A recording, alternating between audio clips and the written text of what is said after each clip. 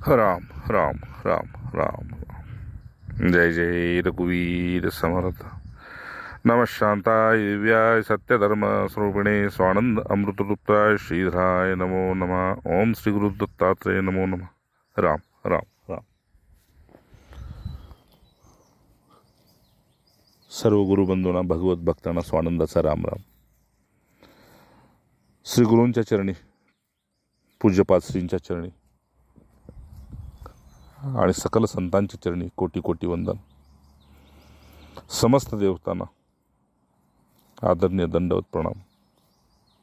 नारायण. ओम. परमहंस परिव्राजकाचार्य परमपूज्य भगवान श्रीधर स्वामींच्या बद्दल अगदी सरस्वतीने जरी वर्णन करायचं म्हटलं तरी सुद्धा ती शेवटी बोलेल ती नेती नेती या शब्दाच. कारण हे आर्यदृष्टीचे पुरुष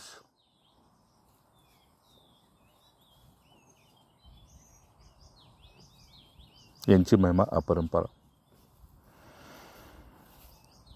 कारण आणि एक ध्येय, एक लक्ष्य, एक उद्देश सिद्धीला नेण्यासाठी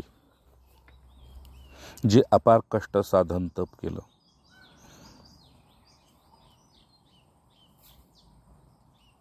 प्राप्तीनंतर त्याचा त्यांना आनंद आलाच आला, पण त्यावेळी सुद्धा त्यांना कष्ट पडले नाहीत.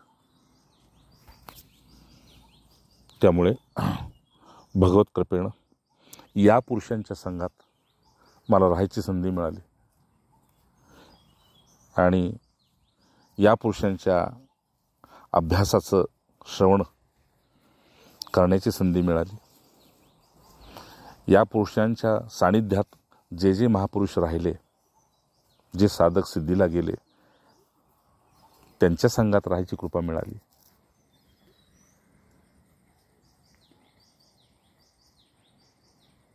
नारायण. अशा दिव्य आत्म्यांचा जे विचार आहेत, जो संदेश आहे जगाला, त्याच्यावर आजचा थोडा दृष्टिक्षेप आपण सेवेनिमित्तानं टाकूया. नारायण. आजचा विषय आहे बंधूंनो, आर्यधर्म.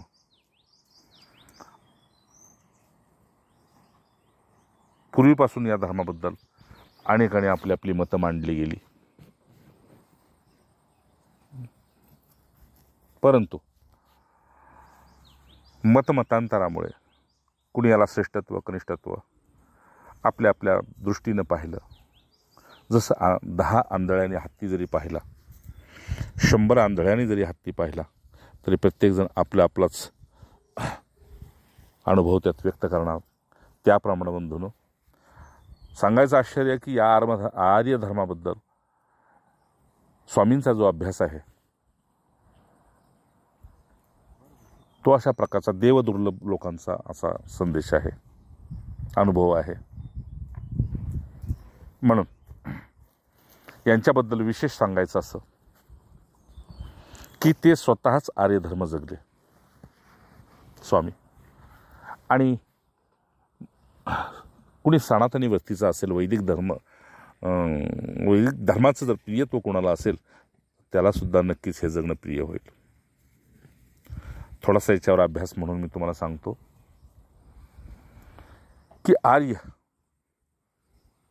याचा अर्थच आहे दूरदृष्टी पुरुष, पारदृष्टी पुरुष. लौकिकाच्या पलीकडे ज्याची नजर आहे त्याला खऱ्या अर्थानं आर्य पुरुष म्हणतात.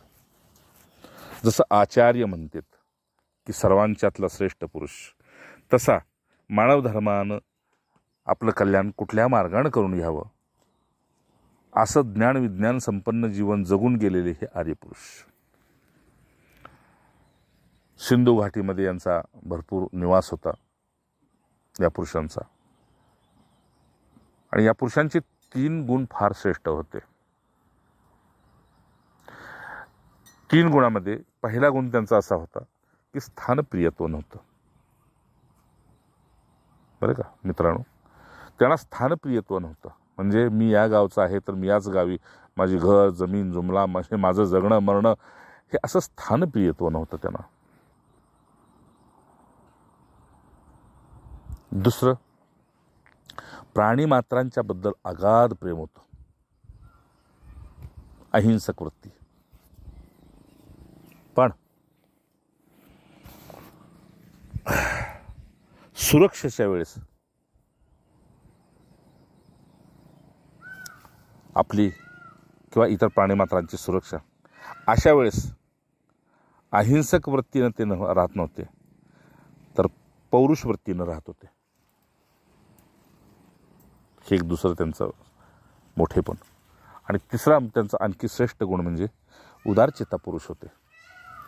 म्हणजे उदारचेता पुरुष म्हणजे स्वतः उपाशी राहतील, स्वतः थंडीत कुडकुडत झोपतील, पण परहितासाठी रात्रंदिवस त्यांचं चिंतन. असे उदारचेता पुरुष होते. 3 महान गुण या आर्य पुरुषांचे. राम. तर अशा प्रकारे स्वामींनी सुद्धा अशा प्रकारचा अभ्यास केला, जीवनात जगण्याचा अभ्यास केला, उतरवण्याचा अभ्यास केला, वाटण्याचा अभ्यास केला. अशा आर्यदृष्टी पुरुषाच्या ऋणातून कुणीच मुक्त होऊ शकत नाही. आर्यद्रष्टा पुरुष. बंधूंनो, चला तुम्हाला आर्यधर्म म्हणजे आणखी विशेष काय आहे ते सांगतो. आर्यधर्म म्हणजे ज्या देशामध्ये आहे, आर्यधर्म ज्या देशात आहे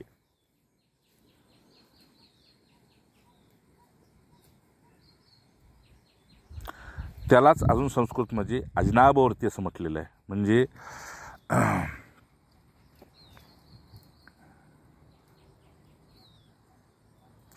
म्हणजे सत्यधर्मी, ज्यांना केवळ सत्यप्रिय आहे, स्वतःकडून आणि दुसऱ्याकडून.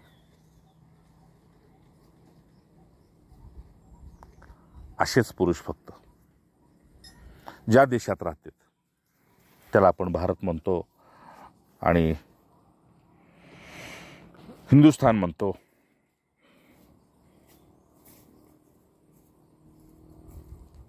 किंवा ही देवभूमी म्हणतो. असो, पण याला एक त्याच आर्यधर्मीयांनी आर्यवर्त असं एक नाव दिलेलं होतं भारताला, हिंदुस्थानाला.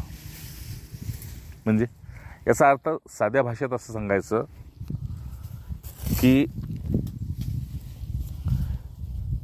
असंच प्रकारचं जीवन ते जगत होते, जशा प्रकारचं ते बोलत होते, जशा प्रकारचं त्यांचं बोलणं वागणं, बोले तशा चालली त्याची वंदावी पाऊले, या युक्तीप्रमाणे हे संतांचं कायमचं मत होतं. असो, म्हणजे काय तर बंधूंनो, विषय सुखाच्या फसवेगिरीला बळी पडून सर्वस्वी नागवलेल्या अशा या संसार ताप्याच्या वणव्यामध्ये प्रत्येक जीव सापडतोय. विषय सुखाच्या गोडीला, त्याच्या बेगडेपणाला जीव मात्र बळी पडू लागलेला आहे. आणि तोच खऱ्या अर्थाने इथं श्रेष्ठ मानला गेलेला आहे, ज्याच्याकडे धन आहे, ज्याच्याकडे भौतिक सुख आहेत, ज्याच्याकडे भरपूर पैसा आहे. मग त्याचं काहीच पाहिलं जात नाही, त्याचं लिंग पाहिलं जात नाही, त्याचं जात पाहिली जात नाही, कुळगोत्र पाहिलं जात नाही, त्याचं वर्तन आचार काहीच पाहिलं जात नाही. तो धनी आहे, काम संपलं, बस. राम. आणि या निमित्तानं अशा दुष्ट वृत्तीची व्यक्ती देवतांना सुद्धा आपल्या अधीन करण्यासाठी त्या धर्मकार्यामध्ये स्वतःच्या काळ्या धनाचा, काळ्या पैशाचा वापर करून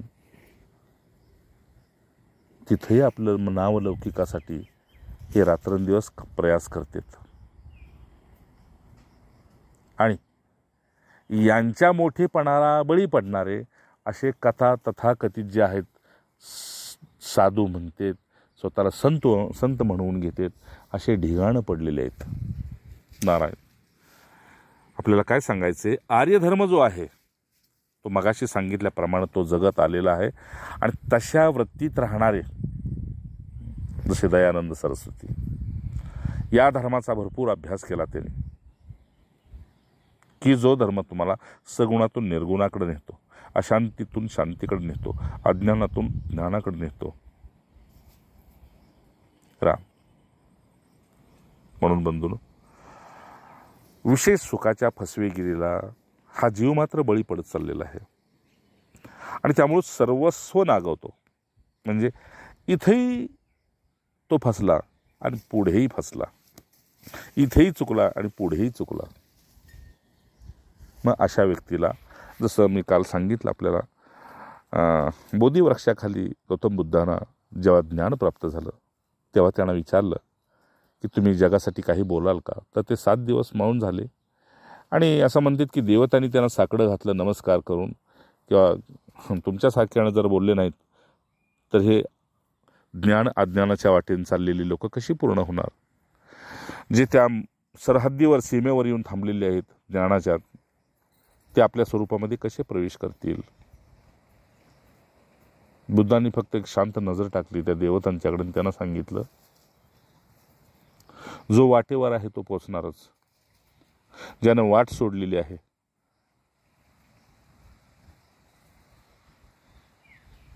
तो कधीच पोचणार नाही. अर्थात जो वाटेवर आहे त्याच्यासाठी मला बोलण्याची गरज नाही, आणि जो वाट सोडून गेलेला आहे त्याच्यासाठी मला बोलण्याची गरज नाही. पण दोन्ही ठिकाणी मी मौनच उत्तम आहे. तरीही सत्य असत्य अर्धसत्य असं निमित्त करून देवतांनी त्यांना राजी केलं आणि ते एकदा बोलू लागले ते समाधीत जाईपर्यंत बोलतच होते. पण तरीही त्यांचा अनुभव असा होता की मी मौनच आहे. हे कसं काय? तर ते म्हटले, सत्य हे अबाधित ब्रह्मचारी आहे. त्याच्यापर्यंत कुठलाही अजूनपर्यंत शब्द पोचलेला नाही, अर्थ पोचलेला नाही, व्यक्ती पोचलेला नाही, वस्तू पोचलेली नाही, कुठला पदार्थ पोचलेला नाही. ते कालातीत आहे, अबाधित आहे, गुणातीत आहे.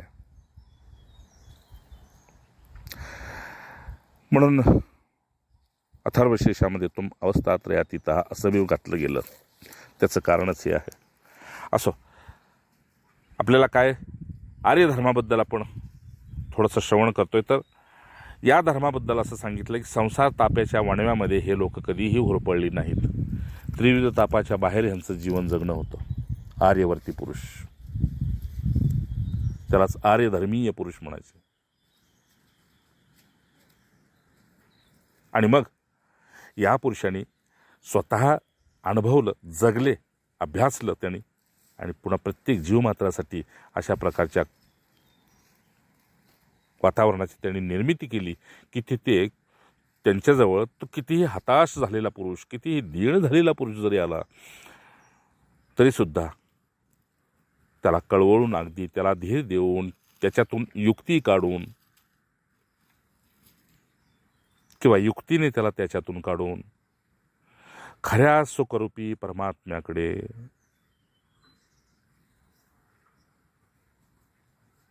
त्याची पावलं वळवली. आणि म्हणून हे पुरुष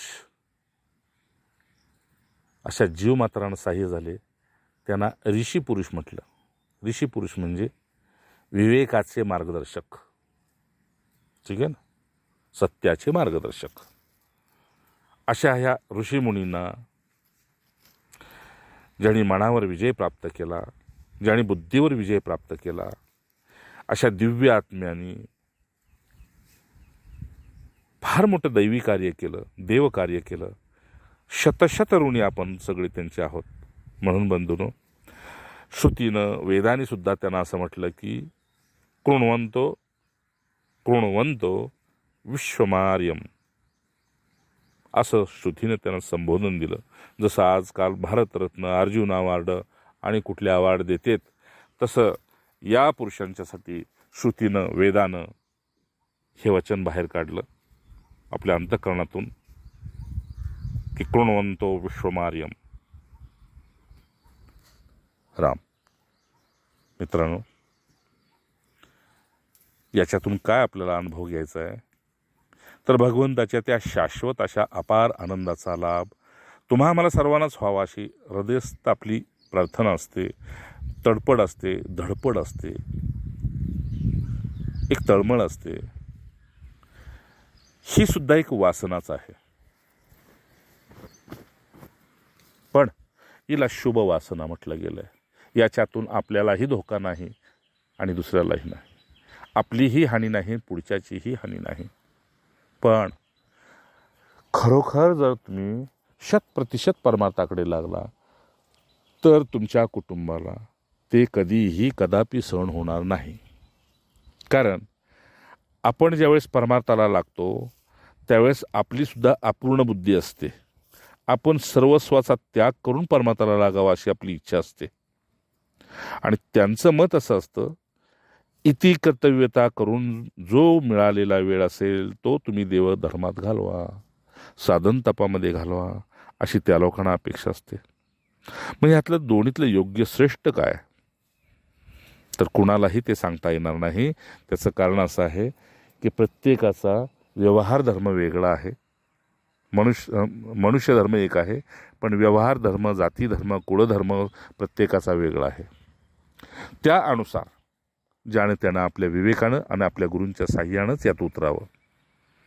पण आर्य म्हणजे श्रेष्ठ पुरुष, मगाशी सांगितलं, पारदर्शी पुरुष, आचार्य पुरुष, देवव्रती पुरुष, धर्मवती पुरुष. मग या पुरुषांचं अनन्यत्व काय होतं? अनन्यत्व हेच होतं त्यांचं की ज्यानं जन्माला घातलेलं आहे, एक त्याची ओळख करून घ्यायची, एक त्याच्या हेतूची ओळख करून घ्यायची.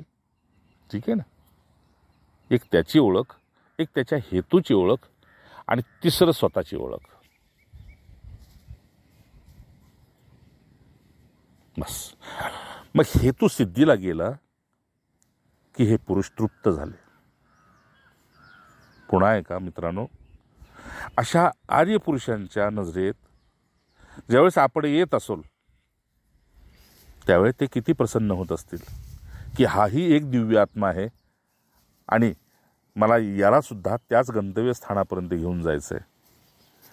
ज्यावेळेस सज्जन, विनयी, सेवाधर्मी, परोपकारी अशा वृत्तीचा ज्यावेळेस शिष्य जीव पाहायला जातो त्यावेळेस ते स्वतः कृतकृत्य होते.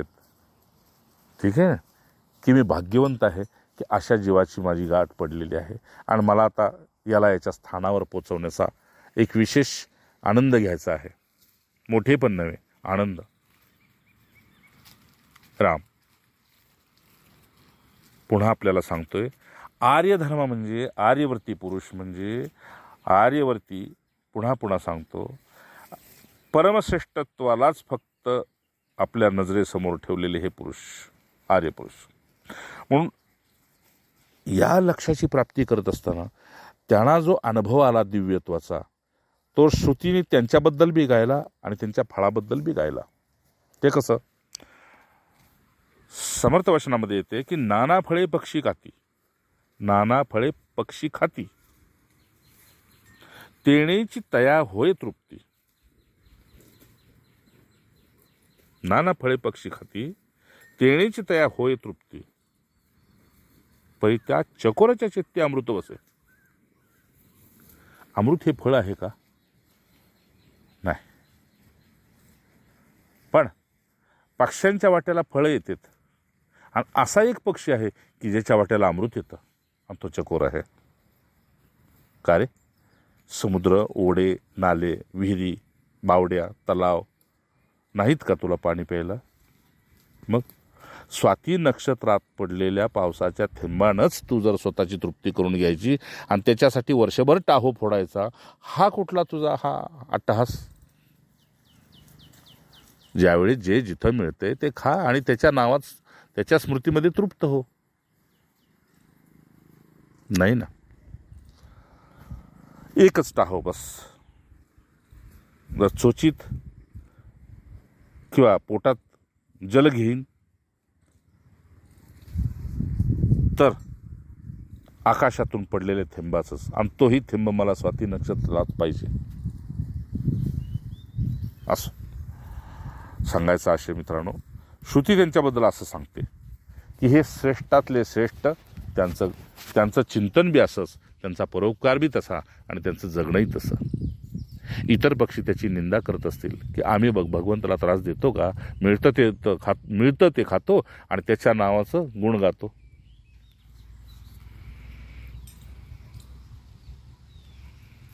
तुका म्हणे कौतुक पाहे तू संचिताचे.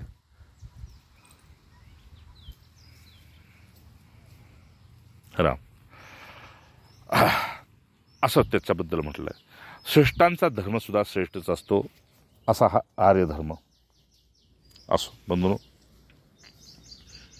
हे आर्य स्वतः श्रेष्ठ असल्यामुळे आणि अखिल विश्वाचे आपल्याप्रमाणेच श्रेष्ठ करण्याची त्यांची ही महत्त्वाकांक्षा होती. समजते ना? म्हणजे स्वतःही तरुया आणि इतरांनाही तारूया.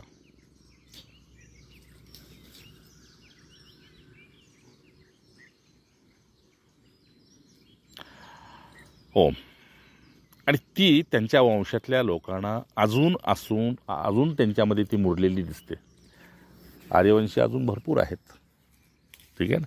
जे त्याचसाठी जगते तेच आर्यवंशी, ज्यांचं लक्ष श्रेष्ठ आहे ते त्याचसाठी जगतात हेच आर्यवंशी.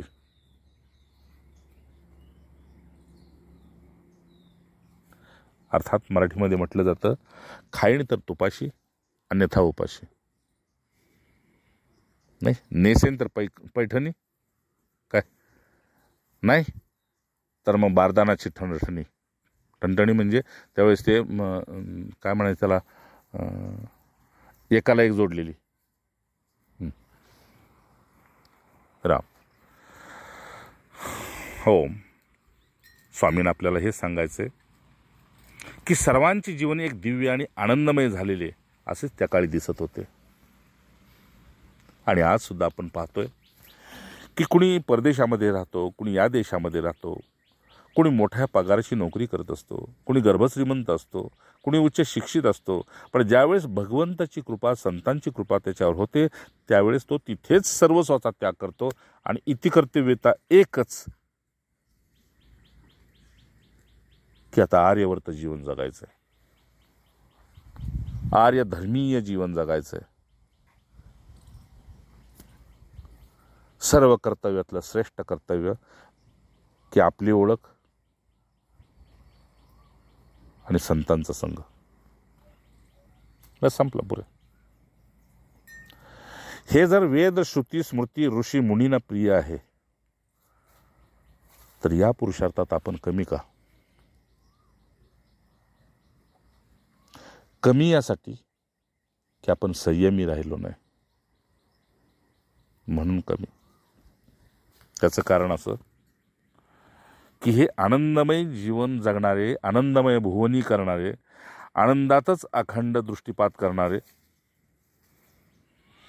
आणि आपल्याबरोबर सर्वांचं जीवन सुखमय करणारे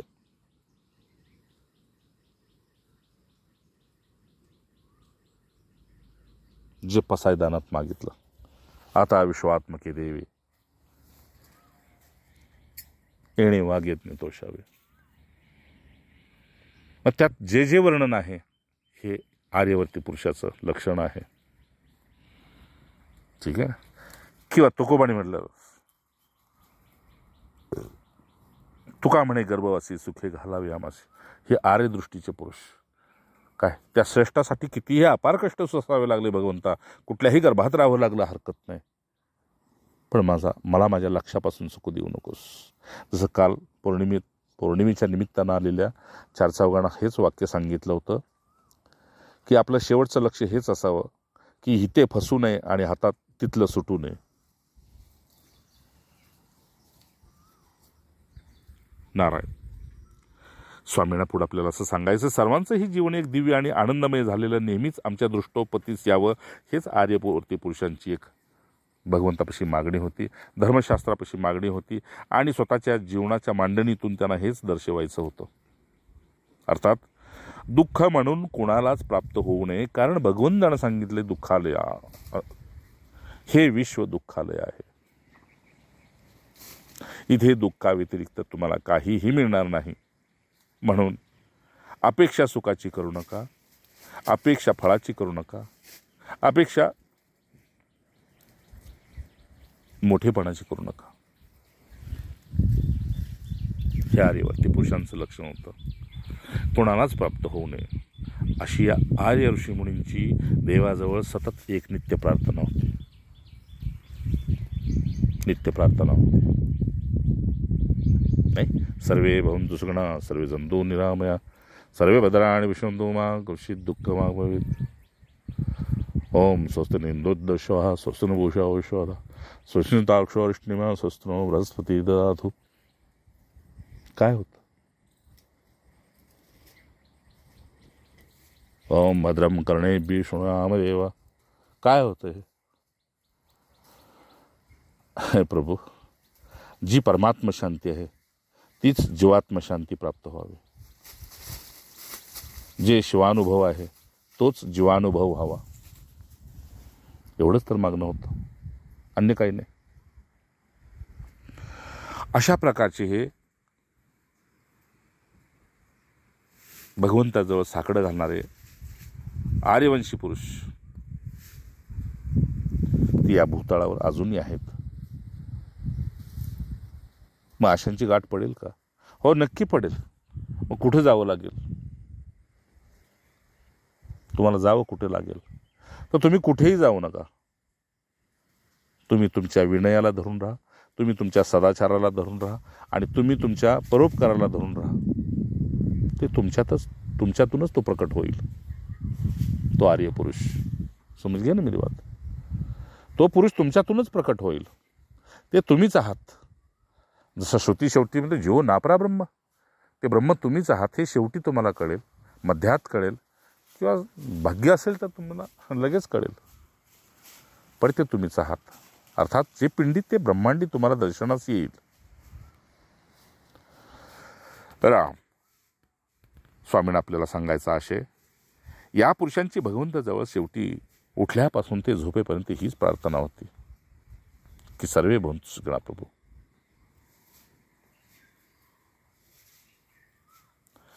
रात्री झोपताना तन्मे मनः शिवसंकल्पमस्तु की प्रभू, हे मलिन मन तुला अर्पण करतोय. ब्रह्ममुहूर्ताला ह्याची शुद्धीकरण करून हे मंत्र दे, हे मन मंत्रून दे. ठीक आहे ना? जसं लिंबू मंत्रून दिलं जातं, कोहळा मंत्रून दिला जातो, ठीक आहे ना? त्याप्रमाणे हे आम्हाला हे मन तू मंत्रून दे ब्रह्ममुहूर्तावर. आणि तो मंत्र आम्हाला असा मंत्र दे की तो मुखानं जपावा लागू नये आणि स्मरणानं अखंड आतमध्ये त्याचा निवास व्हावा. तो मंत्र म्हणजे बस की हे प्रभू मैं तेरा हूं. बस.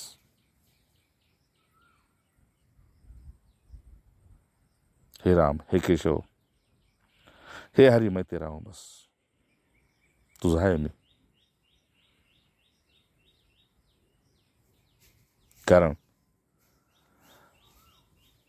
सत्याच्या वाटेवर चालणाऱ्याला असत्याचं जरी सत्य दर्शन झालं तरी त्याचा प्रवास लगेच पूर्ण होतो. त्रिवार सत्य आहे, समज घ्या. जो सत्याच्या वाटेवरून चाललेला आहे त्याला या जगातल्या असत्यतेचं प्रामाणिकपणे सत्यत्वानं दर्शन घडत असेल तर त्याचा प्रवास निम्म्याच्या पुढे संपला साक्षात्कारासाठी. पण आपण बेंटेक्सला सोनं म्हणून जर आपण मिरवत असेल दिवसभर तर त्याची किंमत सोनाराच्या दुकानात शून्य आहे. हा लोक भुलतील, सोनार भुलणार नाही. समजी ना का नाही? सोनार भुलत नाही तिथे. तसं आपला क्रियाकलापानं आपण जगाला भुलू, देव भुलत नाही. आर्यधर्मीयांना हे फार प्रिय होतं. का?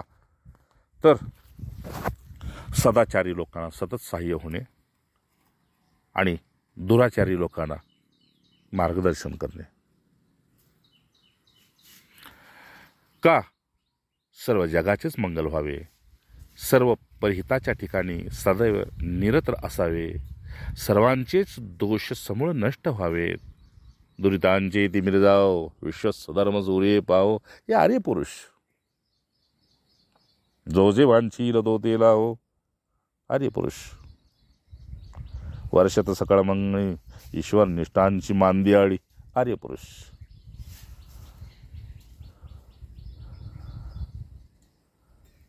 तया सत्कर्माती वाढो. आर्य पुरुष.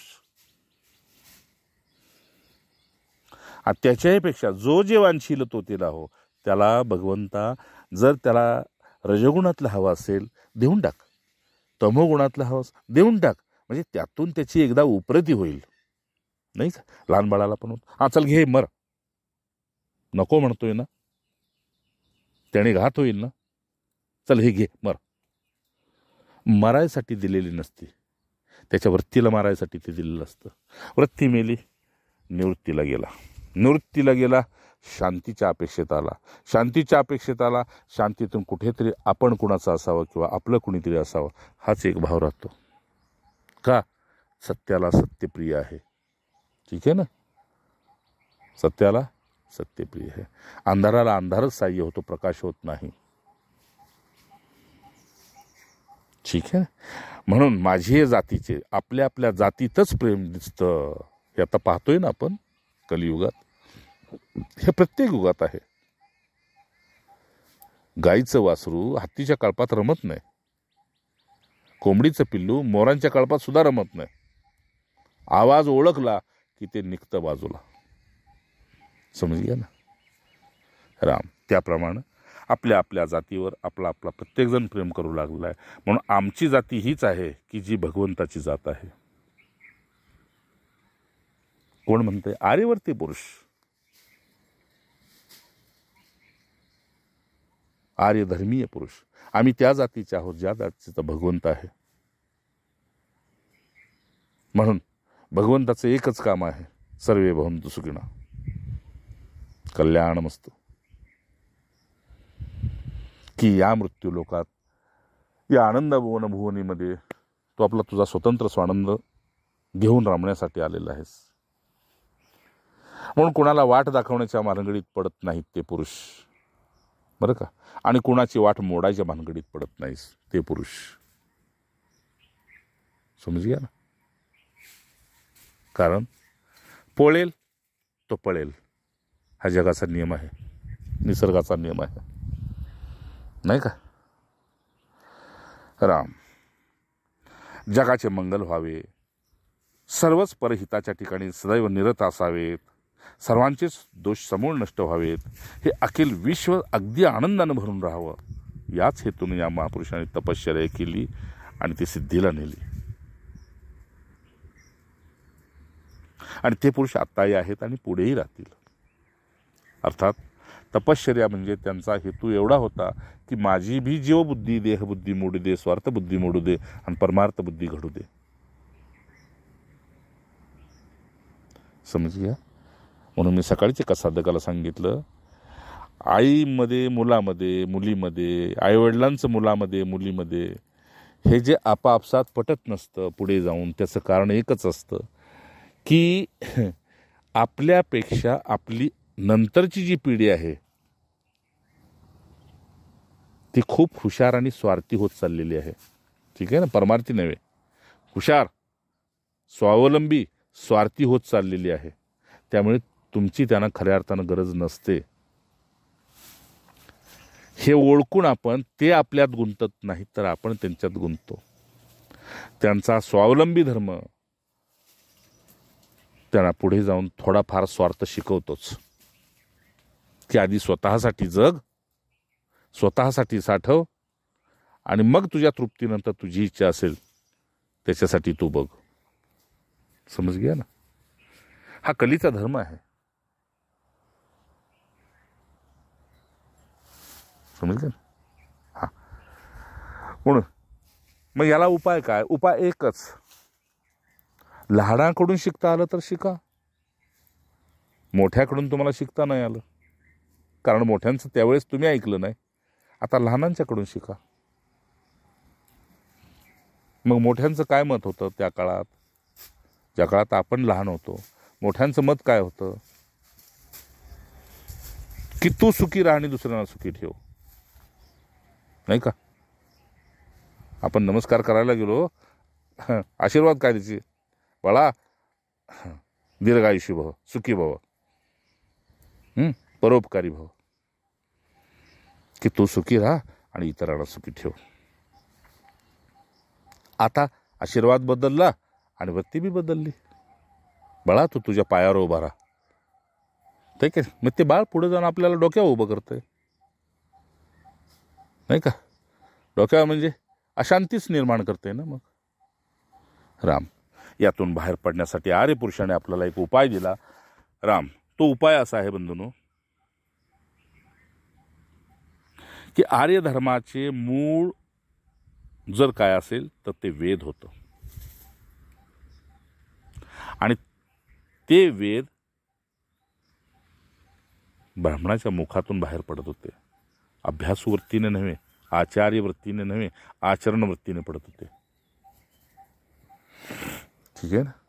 कारण त्या वेदाचा मूळ हेतू हेच होता. वेद आणि देव ते देवाच्या श्वासातून बाहेर पडलेले आहेत. म्हणजे ज्यांना देवत्व प्राप्त झालेलं आहे त्यांच्या स्मृतीतून ते बाहेर पडलेलं आहे. श्वासातून म्हणजे, ठीक आहे ना, स्फुरणा ज्याला म्हणतात, त्यांच्या स्मृतीतून ते बाहेर पडलेलं आहे. म्हणून तेही देवत्व आहे. आणि एक अज्ञात देवत्व आहे, त्यालाच आपण निर्गुण म्हणतो, परमात्मा म्हणतो. समजले ना? राम आर्य धर्मियांचं मूळ असं होतं की ते वेदच मुळात त्यांनी वेदालाच हात घातला. आणि मग वेदाला हात यासाठी घातला की हे भगवंताच्या श्वासातून निघालेलं आहे आणि हाच आमचा धर्म आहे. त्याप्रमाणे जगणं हा आमचा धर्म. त्यासाठी प्राण गेले तर बेहतर. देह शिवा वर मोही ये शुभकर्मण ते कबही न टरू. शुभ कर्मासाठी कधीही माझ्या मनामध्ये भय उत्पन्न होऊ नये. कोण म्हणतंय? गुरु गोविंद सिंग.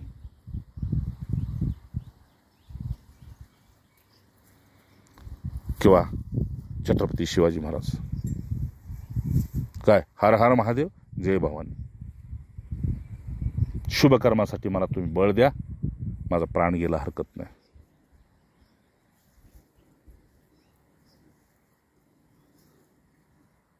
राम असं. मग ह्या पृथ्वी तळावर हिंदू काय, मुसलमान काय, ख्रिश्चन काय, ईसाई काय, शीख काय, ज्याला इथलं प्रिय आहे तो दैत्यच आहे. समजले? ज्याला इथं भोग आणि संग्रहाची वृत्ती ज्याच्यात निर्माण झाली ते सर्व राक्षसच आहेत. पण पसायदानाची वृत्ती ज्यांच्याकडे आहे ते आर्यवर्ती पुरुष आहेत. समजले? पसायदानाची वृत्ती काय? सुरुवातीलाच काय बोल, जे खळांची व्यंकटी सांडो तया सत्यकर्मी रती वाढो आणि भूता परस्परे जोडो मैत्र जीवांचे. हेच ना परस्पर जोडो मैत्र जीवांचे. पण ते कधी होईल तर दुरितांची तिमिर जावो. आणि विश्वात हा सूर्य नव्हे स्वधर्माचा सूर्य होऊ देत. मी सकाळी कोणाला तरी बोललो, सर्व धर्मात श्रेष्ठ धर्म कुठला असेल तर स्वधर्म आहे. बाकी सगळे पोटधर्म आणि मानव धर्म आहेत निर्मित. ठीक आहे. आणि त्या स्वधर्मालाच सनातन धर्म म्हणतात, त्यालाच आर्य धर्म म्हणतात. असं म्हणून आर्य धर्माचं मूळ पुन्हा सांगतो वेदच आहे. आणि यालाच वैदिक धर्म सुद्धा पुढे जाऊन म्हटलेला आहे. वैदिक धर्म, वैदिक म्हणजे अजून त्याचा गर्भित अर्थ असा, वैदिक म्हणजे दुसऱ्याची मनोरुग्णता नाश करणारा धर्म. समजलं? सगळ्यात मोठा रोग कुठला आहे की नाही? इंग्लिशमध्ये काय म्हणतात त्याला? ते मनाच्या आरोग्याचा डॉक्टरला सायक्रेटिस्ट का सायकोलॉजिस्ट? सायक्रेटिस्ट. हां, आपलं वेडे पण दूर करणारा डॉक्टर आहे की नाही? पण ह्या वेडेपणाचा मूळ धागा कुठे असेल तर त्या जीवापाशी आहे, की त्याला ह्या प्रकृतीतलं का वेड लागलं.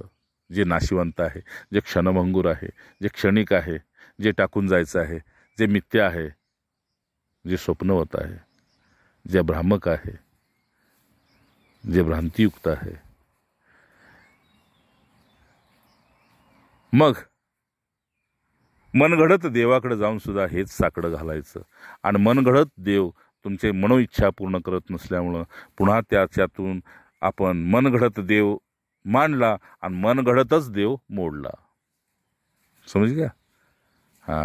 म्हणून घडीव देवाजवळ जाऊ नका, घडवलेल्या देवाजवळ जावा. ठीक आहे ना. घडीव देवाजवळ जाऊ नका. ज्याला वडाऱ्यानं घडवला, ऐक नाही, ज्याला कुंभारानं बडवला, ज्याला सुतारानं तासून तयार केला, त्या देवाकडे जाऊ नका. मग देव रोकडा सज्जनी. ऋषीमुनींच्या तुल्य जे जीवन जगत आलेलं आहे तो देव आहे. संत महंत सत्पुरुष हे देव आहेत. ब्रह्मवेत्ते देव आहेत. एरते प्रतिमा केल्या असे. बाकीच्या सगळ्या मूर्त्या तुमच्या मनोधर्माला दूर करण्यासाठी केला, मनोरुग्णता दूर करण्यासाठी केला, म्हणून त्याला मनधीर करून टाकलं. मंदिर, मनाला धीर देणारी ही मूर्ती, ही स्थानं. पण मनाला सत्य दाखवणारा देवदुर्लभ पुरुष आहे, तो आर्यवर्त पुरुष आहे, तो आर्यश्रेष्ठ पुरुष आहे, तो आचार्य श्रेष्ठ पुरुष आहे. म्हणून बंधूंनो, दृश्य पाहण्याकरता डोळ्याशिवाय दुसरं काही कोणतं साधन आहे का? आशा. श्रवण करण्यासाठी कानाशिवाय दुसरं साधन आहे का? चालण्यासाठी पायाशिवाय दुसरं साधन आहे का? खाण्यासाठी हाताशिवाय दुसरं साधन आहे का? श्वास घेण्यासाठी नाकाशिवाय साधन आहे का? हे जसं सत्य आहे त्याप्रमाणे अदृश्य परमात्म्याला जाणण्याकरता तुम्हाला वेदाखेरीज दुसरे कुठलेही साधन नाही, नाही आणि नाही. म्हणून जे या वाटेनं जाऊन आर्यपुरुष, आर्यधर्मीय झाले, श्रेष्ठ झाले, त्यांचा शोध घ्या, त्यांना शरण जा. आपला विनय त्यांच्या प्रती अंतरा, आपलं हृदय अंतरा, आपली तळमळ व्यक्त करा आणि त्यांचे होऊन राहा. ना जनाचे ना मनाचे, ना नात्याचे ना गोत्याचे. राहायचं असेल तर त्यांचं होऊन राहा. जसं पूर्वीचे लोक म्हणायचे, खायचं तर तुपाशी अन्यथा उपाशी, त्याप्रमाणे राहायचं असेल तर त्यांचा मेल येतो एक गिरधर गोपाल, बस दुसरा नकोय. बस माझ्यासाठी हे आर्यदर्शी, आर्यधर्मी पुरुष श्रेष्ठ आहेत, बाकी सगळे कनिष्ठ आहेत. कारण बाकीच्यांना इथलं हवं आहे आणि त्या पुरुषांना इथलंही नको आणि तिथलंही नको. एकच हवं आहे, ते काय की सर्वे भवन्तु सुखिनः. बस भगवंता सर्वच्या सर्व एक सत्याच्याच वाटेनं जावं आणि विश्व स्वधर्म सूर्य पाहो.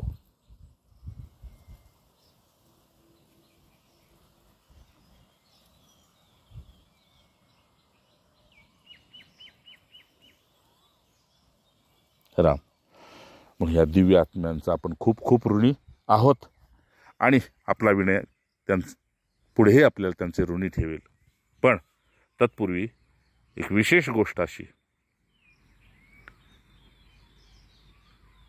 की अशा पुरुषांच्या स्थानावर जाऊन एक 10 दिवस, 15 दिवस, 1 महिना, 1.25 महिना, 40 दिवसापर्यंत एक अनुष्ठान करून या.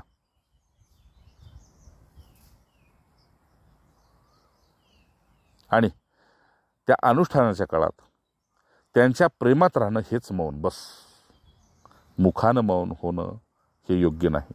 त्यांच्या प्रेमात राहणं हे परमश्रेष्ठ मौन आहे. आणि या मौनाने तुमचे हृदय पाजरेल, तुमचे डोळे पाजरतील आणि तुम्हालाच तुमच्यातलं दिव्यत्व एक दिवस नक्की दिसेल. तुम्ही सुद्धा त्यांच्या नजरेत आर्यधर्मीच पुरुष व्हाल.